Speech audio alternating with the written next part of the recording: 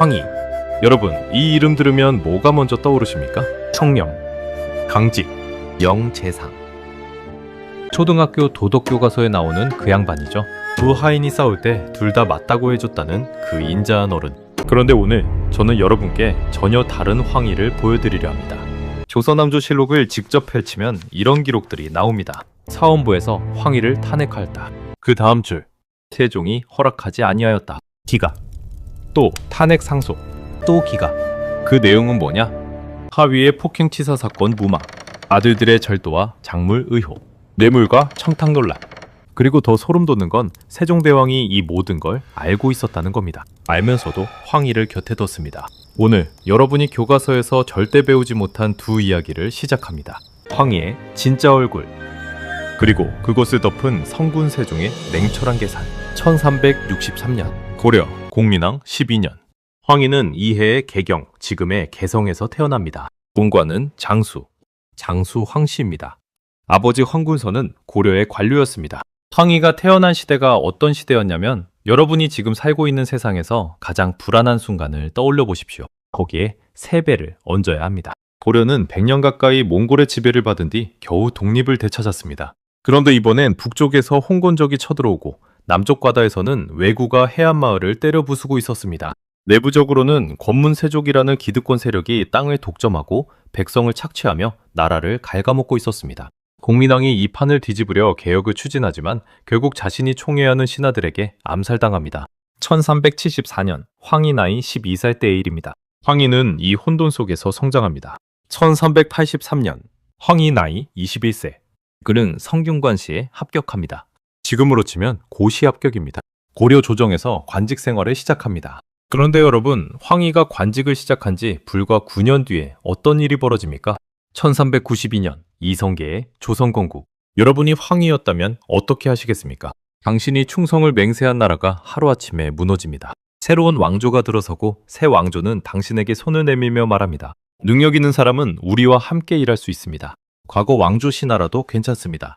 이 선택에서 고려 신하들은 두 갈래로 갈렸습니다. 거절하는 쪽, 정몽주. 이성계의 아들 이방원에게 선주교에서 죽임을 당했습니다. 길제. 고향 선산으로 내려가 평생 조선의 벼슬을 거부했습니다. 제자들에게 고려의 역사를 가르치며 살았습니다. 두문동 72현. 경기도 개풍의 두문동이라는 마을에 들어가 평생 나오지 않겠다고 맹세한 고려 신하들. 이 사람들은 역사의 충신으로 기록됩니다. 받아들이는 쪽. 황희가 이쪽을 선택합니다. 조선 건국 이후에도 황희는 관직에 나갑니다. 이게 도덕적으로 옳은 선택이었냐? 역사학자들은 지금도 논쟁합니다. 하지만 제가 주목하는 건 다른 겁니다. 황희는 이 선택 하나로 자신의 인간적 본성을 일찍부터 보여줬습니다. 그는 상징보다 실리를 택하는 사람이었습니다. 원칙보다 생존을 택하는 사람이었습니다. 이게 나중에 황희라는 인물 전체를 이해하는 핵심 열쇠가 됩니다. 황희의 출사 동기에 대한 이 해석은 역사적 분석을 더한 관점입니다. 황희가 직접 남긴 기록은 없습니다. 1400년대로 들어서면서 황희는 빠르게 출세합니다. 이조판서, 예조판서, 우의정, 조선 조정의 핵심을 차례로 거칩니다. 이 시기의 왕은 태종 이방원. 여러분이 잘 아시는 분이죠? 형제들을 죽이고 왕이 된 냉혹하고 강력한 군주. 태종은 신하를 쓸 때 능력을 우선하되 자기 뜻에 어긋나면 가차없이 잘라내는 스타일이었습니다. 아무리 공신이어도 권력이 커진다 싶으면 제거했습니다. 그런데 황희는 태종 밑에서 살아남아 핵심 관료가 됩니다. 이 자체가 황희의 능력을 보여주는 증거입니다. 제가 황희를 단순히 비리 관료로 치부할 수 없는 이유가 여기 있습니다. 그러다 1418년 황희에게 결정적인 위기가 옵니다. 태종이 세자 첫째 아들 양녕대군을 폐위하려 합니다. 남령에 대한 역사의 평가는 단호합니다. 술과 여자를 좋아하고 공부는 안 하고 왕세자로서 해야 할 일을 하지 않았습니다. 태종은 셋째 아들 충령, 즉 훗날 세종이 되는 인물을 세자로 세우려 합니다. 이때 황희가 반대하고 나섭니다.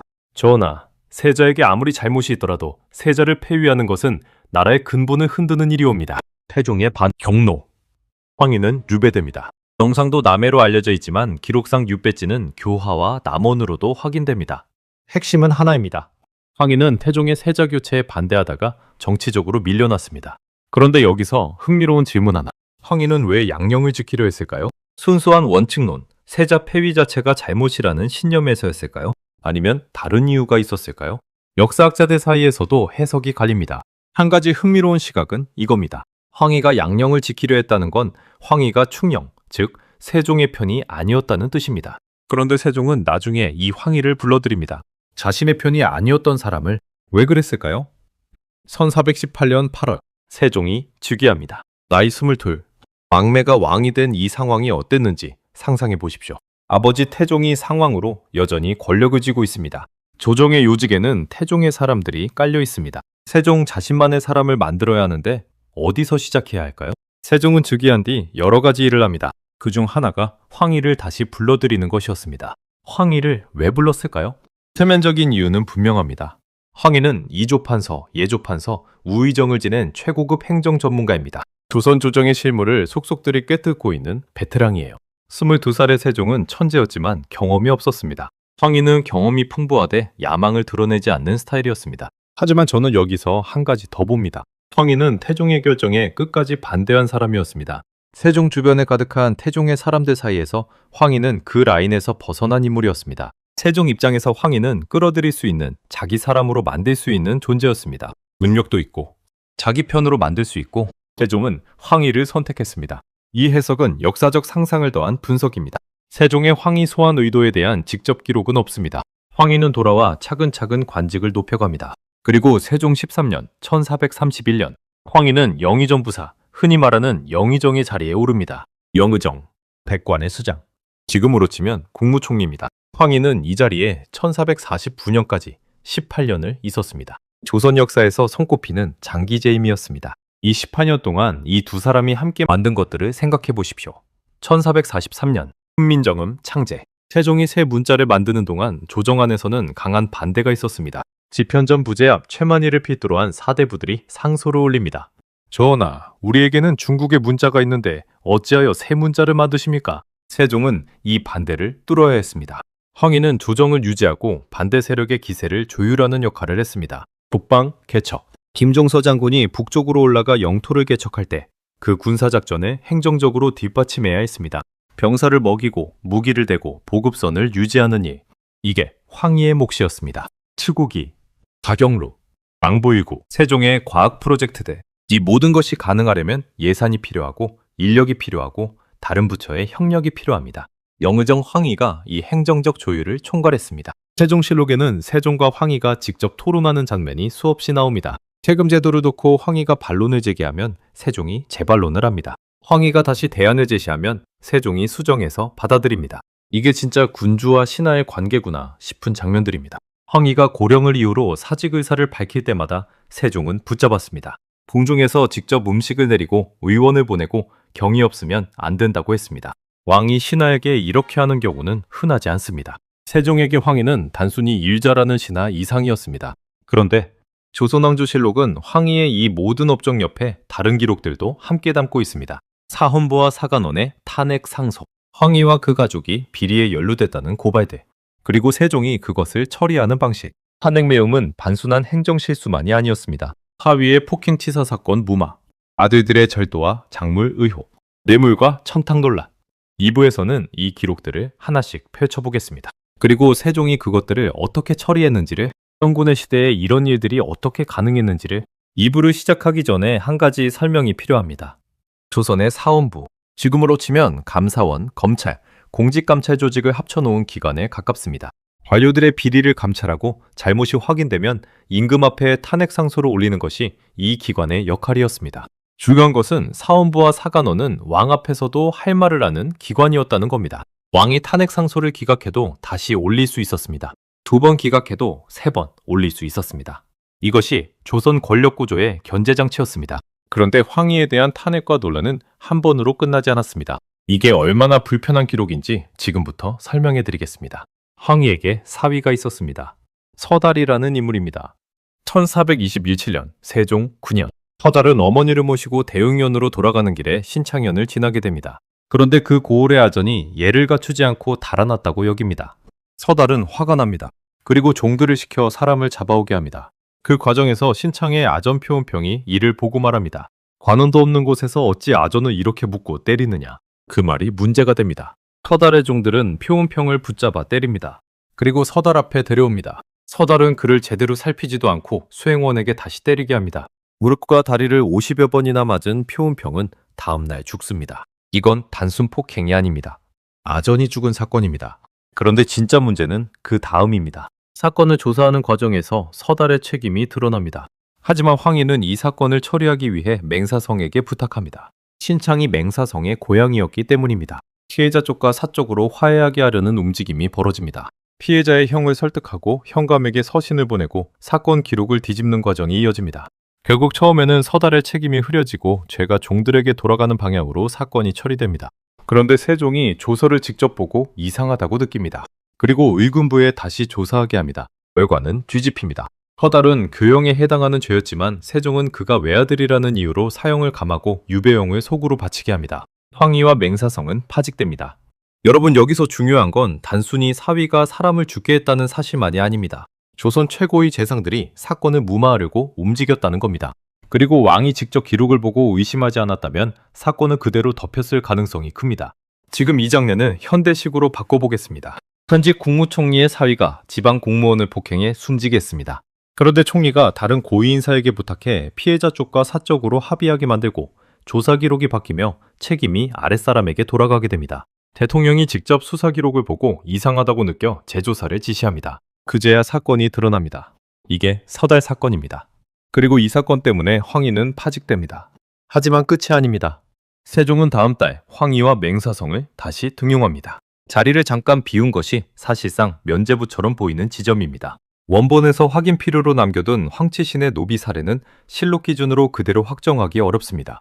대신 세종실록에서 분명히 확인되는 황희 아들 관련 사건은 황중생과 황보신의 절도 및 작물 의혹입니다. 1440년 세종 22년 10월 12일 실록에는 이런 기록이 나옵니다. 황희가 내섬시의 여종을 첩으로 삼아 낳은 아들이 있었는데 이름이 황중생이었습니다. 황중생은 동궁에서 시중 드는 일을 했습니다. 그런데 궁중에서 물건이 사라집니다. 내탕의 금잔, 정평대군의 금띠, 공공이 쓰던 이영. 의심은 황중생에게 향합니다. 집을 수색하자 잃어버린 물건이 나옵니다. 의군부에서 추국하자 황중생은 금잔과 금띠도 자신이 훔쳤다고 자복합니다. 여기서 끝이 아닙니다. 황중생은 훔친 금 일부를 적형, 즉 본처 소생의 형인 황보신에게 주었다고 말합니다. 황보신은 부인합니다. 하지만 황중생은 구체적으로 말합니다. 내 첩 윤희와 함께 앉아있을 때 내가 주었다. 네가 윤희에게 이것이 진짜 황금인지 물었고 윤희가 진짜라고 하자 가죽 주머니에 간직하지 않았느냐. 황보신과 윤희는 부인합니다.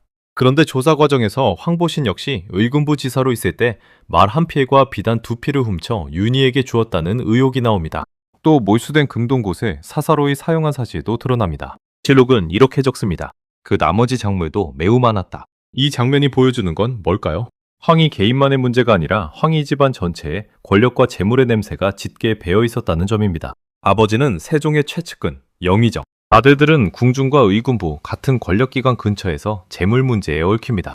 그리고 황희는 황중생에 대해 내 아들이 아니다라고 하며 아들로 삼지 않았다고 기록됩니다. 여러분, 이 장면은 참 씁쓸합니다. 나라의 최고 재상이 조선의 국정을 설계하는 동안 그 집안 내부에서는 궁중 물건과 권력기관의 물건이 사적으로 흘러나가는 일이 벌어지고 있었습니다. 역사는 황희를 명재상으로 기억했습니다. 하지만 실록은 그의 집안이 얼마나 지저분한 논란에 휘말렸는지도 같이 남겨두었습니다. 황치신도 황희의 아들입니다. 다만 원본에서 말한 노비를 죽였다는 식의 내용은 실록 기준으로 확정하기 어렵습니다. 확인되는 기록은 따로 있습니다. 세조 7년 1461년 9월 1일 사간원은 황치신을 탄핵합니다. 내용은 이렇습니다. 황치신이 대신의 지위에 있으면서 공천, 즉 국가 소유의 천인을 자기 노비로 삼았다는 것입니다. 그리고 그것을 스스로 인정하지 않고 거짓으로 꾸며 상언하여 조정을 속였다고 비판합니다. 사간원은 처벌을 청합니다. 하지만 왕은 윤호하지 않습니다. 여기서도 패턴이 보입니다. 권력 있는 사람의 가족, 노비와 재산 문제, 언관의 탄핵, 그리고 기가. 물론 이 사건은 세종 때가 아니라 세조 때의 일입니다. 그래서 세종이 황희를 보호했다는 논지에 직접 끼워 넣으면 안 됩니다. 하지만 황희 집안이 권력과 신분, 재산 문제에서 계속 논란을 일으켰다는 맥락에서는 의미가 있습니다. 황희가 오랫동안 정승의 자리에 있으면서 그를 둘러싼 청탁과 뇌물 논란도 따라다녔습니다. 대표적으로 한 고을의 영리가 인수부 판관 조연을 때린 사건이 있었습니다. 그런데 영리의 아내가 황희에게 뇌물을 바치고 처벌을 가볍게 해달라는 청탁의 편지를 받아 사건 담당자인 경기감사에게 가져다 준 일이 문제가 됩니다. 이 일을 사원부집의 남찌가 세종에게 고하면서 조정에 논란이 벌어집니다. 황희는 사직을 청하며 결백을 주장했고 세종은 사직을 받아들이지 않았습니다. 실록과 후대 해설은 이 대목에서 황희가 청렴한 관원만은 아니었다는 인식을 보여줍니다. 심지어 대사원 재직 시절 뇌물을 많이 받아 황금대사원이라 불렸다는 이야기도 전해집니다. 물론 이런 별명과 평판을 오늘날 판결문처럼 받아들이면 안 됩니다. 조선의 정치 문화에서 탄핵상소는 실제 비리 고발이기도 했지만 동시에 정적을 공격하는 정치적 무기이기도 했습니다. 하지만 반복적으로 이런 기록이 등장한다는 점은 무시할 수 없습니다. 황희가 단순히 청백리의 상징이었다고만 말하기에는 실록이 너무 많은 불편한 흔적을 남겨두고 있습니다. 여기서 저는 반드시 반론을 제시해야 합니다. 역사 채널이 한쪽 면만 보여주는 건 정보 전달이 아니라 선동입니다. 황희에 대한 탄핵 상소들이 전부 사실에 근거한 것이냐? 확실히 아닐 수 있습니다. 조선의 탄핵 상소는 정치 공세의 수단이기도 했습니다. 황희처럼 강력한 재상이 오랫동안 높은 자리에 있으면 그를 끌어내리려는 정적이 많았을 겁니다. 경쟁 세력이 황희를 겨냥한 무고성 상소를 올렸을 가능성도 있습니다. 또한 당시 조선 관료 문화에서 고위 관료에게 선물을 올리는 것이 어디까지 관행이고 어디서부터 뇌물인지 지금의 기준으로 단정하기 어렵습니다. 당시 문화적 맥락이 달랐을 수 있습니다. 황희가 남긴 실제 업적도 부정할 수 없습니다. 세종의 황금기를 실무적으로 뒷받침한 것은 사실입니다. 그런데 연기 없는 곳에 부럽다는 말이 있습니다. 모든 기록이 무고라면 실록에 왜 이렇게 많이 남아있겠습니까? 그리고 서달 사건은 특히 그냥 넘길 수 없습니다. 사위가 폭행치사 사건에 얽혔고 황희와 맹사성이 사건 무마 과정에 연결되었으며 결국 파직까지 당했습니다. 이건 시대 탓으로만 돌릴 수 없는 행동입니다. 당시에도 문제가 된 일이었기 때문에 실록에 남은 겁니다. 황희는 악인이 아닐 수 있습니다. 하지만 교과서가 그린 청렴한 명재상만도 아니었습니다. 그는 능력, 권력, 가족보호 본능, 생존 본능이 뒤섞인 매우 인간적인 사람이었습니다. 그런데 이 모든 이야기에서 정작 가장 중요한 질문이 빠져 있습니다. 세종은 왜 이런 사람을 계속 썼을까요? 능력이 좋으니까 라는 답으로는 설명이 부족합니다. 조선에는 능력 있는 관료가 황희 말고도 있었습니다. 그리고 세종은 단순히 눈 감고 넘어간 게 아닙니다. 탄핵과 논란을 직접 보고 때로는 처벌하고 때로는 다시 불러들였습니다. 이건 방치가 아니라 선택입니다. 왜? 3부에서 이 질문에 답하겠습니다. 그리고 그 답이 여러분이 세종대왕을 보는 방식을 완전히 바꿀 수도 있습니다. 이하 내용은 역사적 상상을 더한 해석입니다. 세종의 내면 의도에 대한 직접적 사료는 없습니다. 세종대왕, 훈민정음, 추구기, 사군, 육진, 의서 편찬. 우리가 아는 세종은 백성을 사랑하고 인재를 아끼고 원칙을 지키는 성군입니다. 그 세종이 비리와 논란이 반복된 신하를 오래 곁에 둔 이유. 저는 두 가지라고 생각합니다. 세종은 천재였습니다. 아이디어가 넘쳤습니다. 밤새 책을 읽고 신하들을 불러 토론하고 새로운 제도를 구상했습니다. 그런데 아이디어는 실행이 되어야 의미가 있습니다. 훈민정음을 만들겠다고 결정했습니다. 그런데 집현전 부제하 최만희가 반대 상소를 올립니다. 조정 안에 반대파들이 있습니다. 세종이 직접 일일이 설득하고 다닐 수는 없습니다. 국방개척을 결정했습니다. 그런데 군사를 보내려면 양식이 필요하고 양식을 보내려면 관료 조직의 협력이 필요하고 협력을 이끌어내려면 부처 간 조율이 필요합니다. 이 모든 것을 황희가 했습니다. 반대 세력을 달래고 자원을 배분하고 부처 간 갈등을 중재하는 일. 더럽고 복잡하고 눈에 잘 띄지 않는 실무정치. 이것은 천재성과 다른 차원의 능력입니다. 그리고 황희에게 이 능력이 있었습니다. 세종 입장에서 황희를 잃는다는 건 자신의 거대한 프로젝트들을 굴릴 수 있는 엔진 하나를 잃는 것이었습니다. 이게 진짜 불편한 이야기입니다. 완벽하게 청렴한 신하는 때로 왕보다 원칙을 앞세웁니다. 맞는 일이라면 왕의 결정에 끝까지 반대합니다. 그런 신하를 왕이 처벌하면 어떻게 됩니까? 순교자가 됩니다. 카직하면 여론이 들끓습니다. 왕이 청렴한 신하 앞에서는 오히려 약해집니다. 하지만 비리 기록이 있는 신하는 다릅니다. 황희는 자신의 논란과 약점을 세종이 알고 있다는 걸 알았습니다. 그 사실이 황희를 세종에게 묶어두는 보이지 않는 끈이 됩니다. 황희가 세종의 결정에 끝까지 반대하면 어떻게 됩니까? 왕은 언제든 황희를 다시 칠 수 있습니다. 이 구조 안에서 황희는 아무리 능력이 뛰어나도 세종의 결정에 최종적으로는 따를 수밖에 없었습니다. 완벽한 충신보다 약점 있는 충신이 왕에게 더 다루기 쉽습니다. 여러분, 이거 이상합니까? 지금도 어디서나 이 원리는 작동하고 있습니다.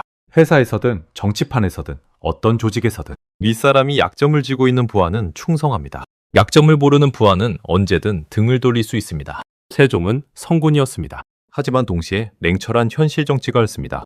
우리가 교과서에서 배운 세종보다 훨씬 입체적인 사람이었습니다. 자, 이제 황희를 입체적으로 정리해 보겠습니다. 역사학자들이 황희를 보는 시각은 크게 세 가지입니다. 첫 번째, 황희. 세종의 치세를 만든 행정 천재. 황희가 영의정으로 있던 18년간 이루어진 것들을 생각해 보십시오. 훈민정음 창제, 사군 육진 개척, 추국이 발명, 의방유치 편찬, 아학 정비, 농사직설 제자, 형사제도 정비. 이 사업들이 실제로 작동하려면 행정의 뒷받침이 있어야 했습니다. 황희는 세종이 상상하는 것들이 현실에서 굴러가도록 만드는 사람이었습니다. 황희 없는 세종의 황금기를 상상해 보십시오. 같은 세종이 있어도 같은 결과가 나왔을까요? 적어도 더 어렵고 더 느렸을 겁니다. 두 번째, 황희. 시대의 관행 안에서 살아간 인간. 조선 초기 관료 문화에서 고위 관료에게 선물을 올리는 것이 어디까지 관행이고 어디서부터 비리인지 당시 기준으로는 명확하지 않았을 수 있습니다. 황희만이 이런 문화 안에 있었던 게 아닐 수 있습니다. 오랫동안 높은 자리에 있었기 때문에 가장 많은 공격을 받은 것이기도 합니다. 황희가 탄핵 상소를 많이 받은 인물이라는 사실은 황희가 가장 나쁜 사람이었기 때문이 아니라 가장 오래, 가장 높이 있었기 때문일 수 있습니다. 세 번째, 황희. 가족 앞에서 법을 굽힌 인간. 황희가 명백히 비판받을 부분이 있다면 이겁니다. 차위, 서달의 사건 무마 과정에 연결된 것. 아들들의 재물 문제와 집안의 비리를 제대로 통제하지 못한 것. 이건 시대 탓으로만 돌릴 수 없는 행동입니다. 누군가가 피해를 입었고 황희는 그 피해자보다 자기 가족과 자기 집안을 먼저 생각했습니다. 나라를 위해서는 유능한 관리였고 가족 앞에서는 법과 원칙을 흐린 인간이었습니다. 이 세 가지 황희가 모두 같은 사람입니다. 역사 속 인물은 대개 이렇게 복잡합니다. 그런데 우리는 그 복잡함을 견디지 못하고 하나를 선택합니다. 황희의 경우 역사는 첫 번째를 선택했습니다. 1449년 황희가 영의정에서 물러납니다. 나이 87세. 세종이 붙잡았지만 버는 어쩔 수 없었습니다. 몸이 버티지 못했습니다. 황희가 마지막으로 세종을 만나 하직을 고한 날, 두 사람이 무슨 이야기를 나눴는지 실록은 자세히 기록하지 않았습니다. 어쩌면 그냥 조용한 작별이었을 겁니다. 오랜 세월 함께 국정을 논하던 왕과 신하가 조용히 절하고 헤어지는 장면. 세종은 1450년에 세상을 떠납니다. 황희가 영의정에서 물러난 이듬해입니다. 향년 53세. 세종은 일찍 세상을 떠났습니다. 지나치게 많이 읽고 공부한 탓에 눈이 나빠졌고 여러 질병에 시달렸습니다. 황희는 그 소식을 들었습니다. 89세의 노인이 53세에 죽은 왕의 부음을 받았습니다. 자신보다 36살 어린 왕이 먼저 갔습니다. 18년을 함께한 왕이 먼저 갔습니다. 자신을 쓰고 벌하고 다시 부르고 끝내 놓지 않았던 왕이 먼저 갔습니다. 그 순간 황희의 마음이 어땠을지 우리는 알 수 없습니다. 황희는 세종이 죽고 2년을 더 살다가 1452년에 세상을 떠납니다. 향년 90세. 황희의 호는 방촌, 시호는 익성입니다. 조선이 공식으로 인정한 명제상. 그리고 그 이름은 수백 년이 지나 교과서에 실립니다.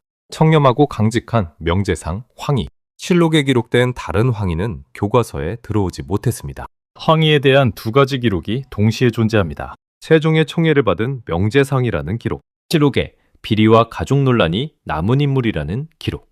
역사는 보통 하나를 선택합니다. 황희의 경우 전자가 선택됐습니다. 왜 그랬을까요? 조선 후기로 갈수록 사람들은 세종의 치세를 조선 최고의 황금기로 기억했습니다. 황금기의 명제상은 청렴해야 했습니다. 이상적인 성군 곁에는 이상적인 신하가 있어야 했습니다. 황희의 불편한 기록들은 조금씩 강조되지 않았습니다. 그리고 우리는 교과서에서 완성된 버전의 황희를 배웠습니다. 이건 황희만의 이야기가 아닙니다. 역사의 모든 위인이 이 과정을 거칩니다. 수세가 기억하고 싶은 면이 부각되고 불편한 면은 기억의 언저리로 밀려납니다. 이순신은 파직과 백의종군보다 명량해전이 더 많이 기억됩니다. 세종은 왕위 계승의 정치적 복잡함보다 훈민정음이 더 많이 기억됩니다. 황희는 실록의 탄핵 기록보다 도덕교과서의 일화가 더 많이 기억됩니다. 역사는 복잡합니다. 그런데 기억은 단순화를 좋아합니다. 오늘 이야기를 정리하면서 저는 두 가지를 말씀드리고 싶습니다. 첫 번째, 황희는 악인이 아닙니다. 그를 악마로 만드는 것도 역사를 왜곡하는 겁니다. 황희는 천재적인 행정 능력을 가진 사람이었고 세종의 황금기를 만드는데 결정적인 기여를 했습니다. 동시에 권력 주변에서 청탁과 비리 논란을 만들었고 가족의 잘못 앞에서 원칙을 지키지 못한 인간적인 결함도 있었습니다. 이 둘이 공존합니다. 그게 인간입니다. 두 번째, 세종은 완벽한 성군이 아닐 수 있습니다. 이 말이 불편하게 들리십니까? 하지만 세종을 완벽한 성군으로만 기억하는 것도 역사의 반쪽만 보는 겁니다. 세종은 백성을 위해 훈민정음을 만들었습니다. 동시에 자신에게 필요한 신하를 냉정하게 쓰고 때로는 논란이 있는 사람도 다시 불렀을 줄 아는 현실주의자이기도 했습니다. 이 두 면이 한 사람 안에 공존할 수 있습니까? 역사는 그렇다고 말합니다. 그리고 어쩌면 그 냉혹한 현실 감각 없이는 세종이 그토록 많은 것을 이루지 못했을지도 모릅니다. 성군은 착한 사람이기만 해서는 될 수 없습니다. 냉철해야 합니다. 필요한 것과 옳은 것 사이에서 선택해야 할 때 때로는 필요한 것을 선택할 줄 알아야 합니다. 세종은 황희를 보호하고 활용하는 것이 조선의 황금기를 위해 필요하다고 판단했을 가능성이 있습니다. 그 판단이 옳았습니까? 여러분이 그 자리에 있었다면 어떻게 하셨겠습니까? 훈민정음을 만들 수 있는 엔진을 지키기 위해 논란 많은 신하를 다시 쓰겠습니까? 아니면 원칙을 지키겠습니까? 이 질문에 쉬운 답은 없습니다. 역사가 지금의 우리에게 의미 있는 이유가 바로 그겁니다. 역사는 완벽한 위인의 성공 스토리가 아닙니다. 결함 있는 인간들이 어떤 선택을 했고 그 선택이 무엇을 만들었는지 보는 겁니다. 황희는 선택했습니다. 세종은 선택했습니다. 그리고 그 선택들이 쌓여 훈민정음이 만들어졌고 북방개척이 이루어졌고 조선의 황금기가 왔습니다. 동시에 표은평이라는 아전은 죽었고 사건은 덮일 뻔했고 권력 앞에서 법은 흔들렸습니다. 이것이 역사입니다. 빛과 그림자가 함께 있는 것이 역사입니다. 오늘 영상이 여러분께 교과서 바깥의 역사를 보는 작은 창이 되었기를 바랍니다. 다음 시간에는 세종시대의 또 다른 그림자를 찾아가겠습니다.